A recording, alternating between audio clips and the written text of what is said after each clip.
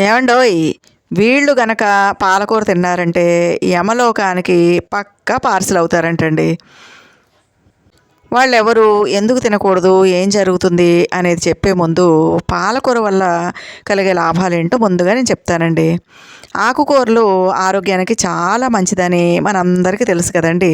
ముఖ్యంగా పాలకూర అంటే అద్భుతమైన పోషకాహారం అని అందరూ కూడా అనుకుంటారు. ఎందుకంటే ఇందులో కాల్షియం, మెగ్నీషియం, ఐరన్, ఇంకా పీచు అదేనండి ఫైబర్, ఇంకా sodium, potassium, folic acid, A vitamin, C vitamin, K vitamin ఇవన్నీ ఉంటాయండి. ముఖ్యంగా బీపీ ఉన్న వాళ్ళకి ఈ పాలకూర తింటే బీపీ కంట్రోల్లో ఉంటుందన్నమాట. ఇంకా చూపు చక్కగా కనిపిస్తుందండి. అంటే దృష్టి లోపాలు సవరించబడతాయి అన్నమాట. ఇంకా రోగనిరోధక శక్తి పెరుగుతుంది. ఉబ్బసం, ఆస్టియోపొరోసిస్, ఇంకా ఆర్థరైటిస్, టైప్ 2 డయాబెటీస్, ఇంకా మైగ్రేన్, తలనొప్పి వీటన్నిటిని కూడా తగ్గించే శక్తి పాలకూర ఉంటుందండి.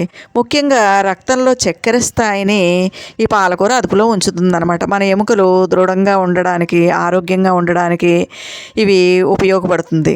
ఇంకా ఊబకాయం రాకుండా చూస్తుంది. గుండె జబ్బులు వచ్చే అవకాశం తగ్గుతుంది. ఇంకా పాలకూర తరచూ తినేవారిలో మెదడు యొక్క పనితీరు చురుగ్గా ఉంటుందండి. శరీరం కూడా చాలా ప్రశాంతంగా ఉంటుంది. మనసు కూడా ప్రశాంతంగా ఉంటుంది. ఇంకా ఒత్తిడి, ఆందోళన నుంచి ఉపశమనం కలుగుతుంది. ఇంకా పాలకూరలో యాంటీ ఏజింగ్ గుణాలు ఉన్నందువల్ల మన చర్మం కాంతివంతంగా ఉండి తొందరగా ముడతలు పడకుండా ఉంటుందండి. ఇంకా క్యాన్సర్ని తగ్గించేటటువంటి శక్తి కూడా ఈ పచ్చని ఆకుకూరకి ఉందన్నమాట. అయితే పాలకూర ఆరోగ్యానికి ఎన్ని రకాలుగా మేలు చేస్తున్నప్పటికీ కొంతమంది మాత్రం దీన్ని అస్సలు తినకూడదంటండి.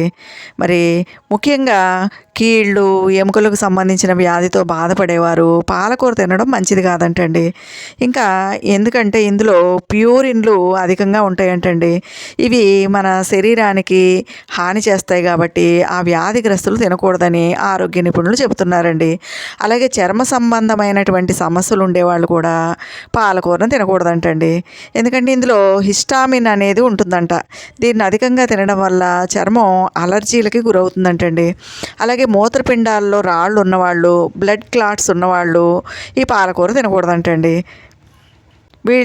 వీళ్ళు గనక ఈ పాలకూరను తింటే అస్సలు మంచిది కాదంటండి. అంటే పాలకూరలో ఆక్సాలిక్ ఆమ్లం ఉంటుంది కాబట్టి అది వారి శరీరానికి హాని చేస్తుందంట. కాబట్టి ఈ అనారోగ్యాలు ఉన్నవాళ్ళు తినకూడదన్నమాట. ఈ అనారోగ్య సమస్యలు ఉన్నవాళ్ళు మానేసి మిగిలిన వాళ్ళందరూ కూడా నిర్భయంగా చక్కగా పాలకూరను తిని పాలకూర వల్ల వచ్చేటటువంటి లాభాలని పొందవచ్చండి.